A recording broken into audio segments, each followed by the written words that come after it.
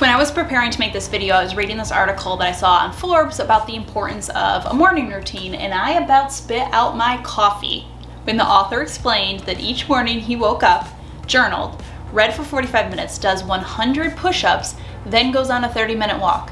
Well shit, if I did that every morning, I'd be the freaking Dalai Lama, but what reasonable person has time for all of those things? Or even 10% of those things? No, friends, this isn't going to be some bullshit morning routine video, okay? This is going to be a real, you can do it, morning routine guide. How many times have you been told that in order to be successful, you need to wake up earlier? I bet you've heard it more times than you can count. Heck, I know I've said it to you in past videos. And sure, I do think that waking up earlier is really great, and I will never fully get off that soapbox, and I'll talk about it a little bit later in this video, but the truth is, it isn't really about what time you wake up. It's about how you wake up. How you start your day sets the tone for the rest of the day. If you wake up stressed, short on time, rushing out the door, that will linger with you the rest of the day. And doing that day after day, week after week, sets the tone for your life. I mean, saying it like that sounds sort of black and white, but ultimately, that is how it goes. How you spend your days is how you spend your life. If you keep repeating the same thing every day, all you're gonna get is the same results. Now, what if I told you I had a simple 4-step method that you can adopt as a morning routine that can help you break that cycle? Oh, and each step takes like less than 10 minutes. Are you interested? Okay, good. Let's start.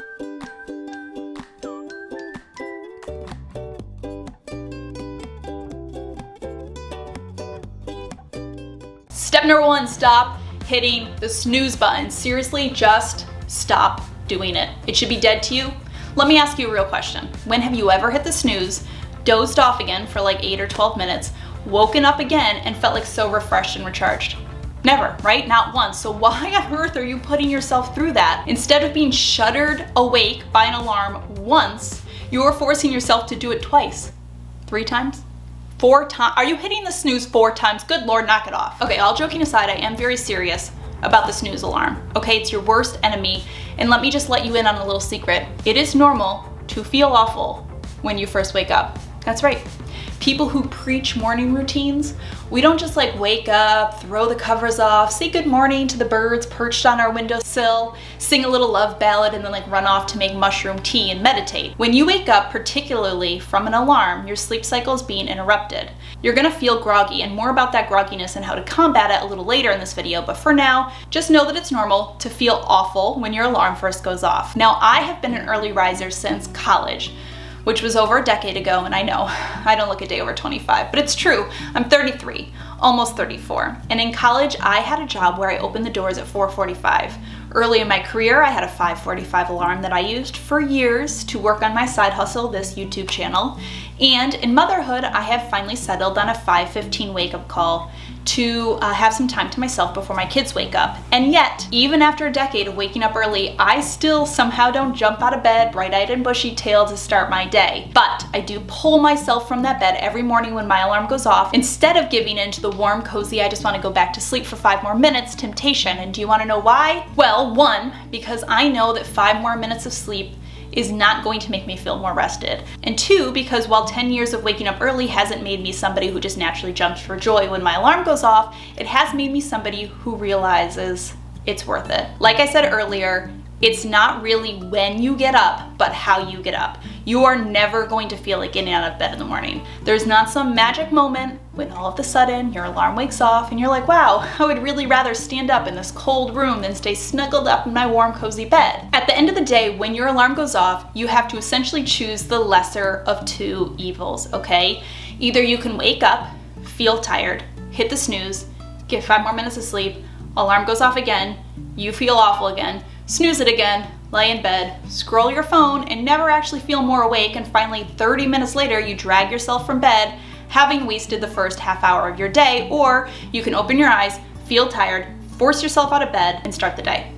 The thing that you need to remember here is you are never going to feel like getting out of bed. 10 more minutes of sleep or 10 minutes of scrolling on social media is not going to make you feel like getting out of bed. When that alarm goes off, pull it off like a Band-Aid. force yourself up and out of bed. And the best part is this is step 1 and it literally takes you less than 60 seconds. A little trick that works for me getting out of bed is I make the first few things I do in the morning just about me. It makes it a lot easier to get out of bed when it's something for me as opposed to just getting out and immediately having to start the day working or taking care of your kids or whatever. So I come downstairs, I start my morning coffee, and then I usually sit with my planner or journal, which we're going to talk about in a couple of minutes. I usually get a glass of water to rehydrate my brain as well, because your brain is something like 70 or 80% water, so it gets really dehydrated throughout the night. I also take a morning multivitamin. Again, it's just a little something to start the day off for me. I have recently been using the Ritual Essential for Women 18 Plus.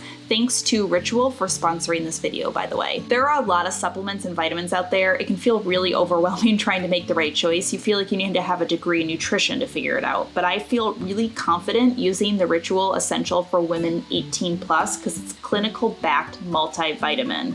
No matter how balanced I keep my diet, some nutrients are just hard to get from food alone. And with Ritual, it's USP verified, which means that what's on the label is actually what's in the product, which should seem really obvious that all vitamins would have what they say they do on the label, but they don't. So like I said, I really just want a multivitamin that's going to give me what I need and what they say is in the bottle. So that's why I love this multivitamin from Ritual. So check out Ritual at the link in my description and you can use my promo code Kallie20 to get 20% off your first month. All right, step number 2 is to visualize.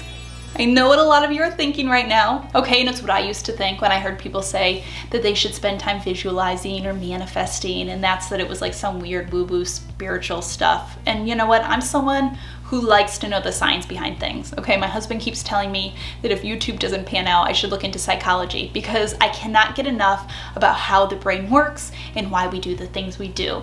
Well, in all the books that I've read, from the ones written by staunch businessmen to the one written by like spiritual flower child, spiritual leaders, there's one underlining fact that seems to emerge, and that is that we are the outcome of our thoughts. No one has ever become successful by sitting around saying they're not going to be successful. No one has ever achieved a goal by thinking they're never going to achieve a goal.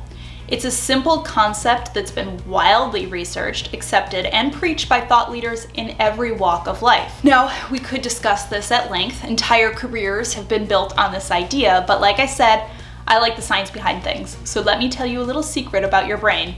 Your brain has something called the reticular activating system. We'll call it RAS for short. It's right at the base of your brain, right around there, and it's a filter against all the data that your brain receives every single day. Every day we're bombarded with more data than we can possibly take in. Sounds, pictures, images, words, alerts.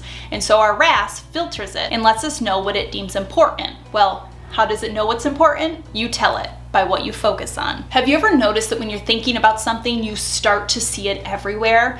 I remember when we picked our daughter's name, Finley, I felt like all of a sudden I saw the name Finley everywhere, even though it's not like a particularly common name. Your RAS is kind of like that. If you spend a lot of time focusing on your negatives, why you can't achieve a goal, the roadblocks in your way, your RAS is going to continue to show you things that prove this because focusing on those things tells your RAS this is important information.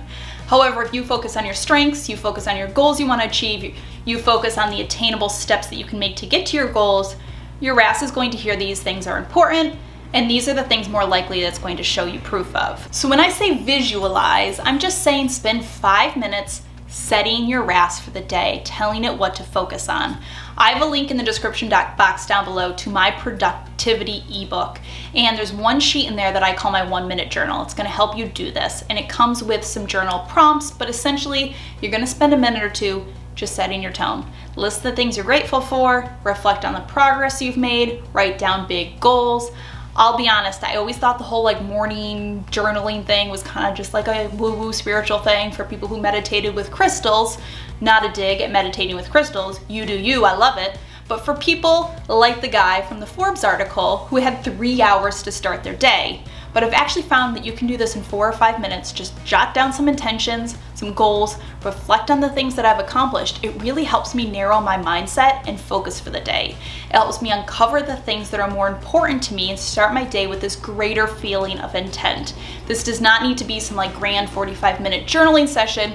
literally 4 minutes at the coffee table with your kids' colored pencils. All right, step number 3, you're gonna brain dump and plan your day. You're going to spend a few minutes to sort of map out your day, list the tasks that are in your head, and spend a little time prioritizing and goal setting. It's gonna set the tone for your day. I feel like skipping this step for me can be a make it or break it factor in my day. The difference between a productive, intentional day and a day where I'm kind of just like floating around checking random stuff off my to-do list without a real goal. We often don't think of scheduling time to schedule time, and it's why a lot of us spend so much time running around with lots to do and no time to do it. Now, I have an entire video that I recently posted all about conquering your to-do list, so I'm gonna link that down below because it goes over how I plan my day, but I'll just give you a best little down and dirty hack for this, okay, to get it together in a pinch. For the days that you got about a million things that you need to do, no idea where to start, you're gonna grab a piece of paper and you're gonna start with a brain dump. You're just gonna get it all out of your head and onto a piece of paper. This frees it from your mind and it puts it down into a place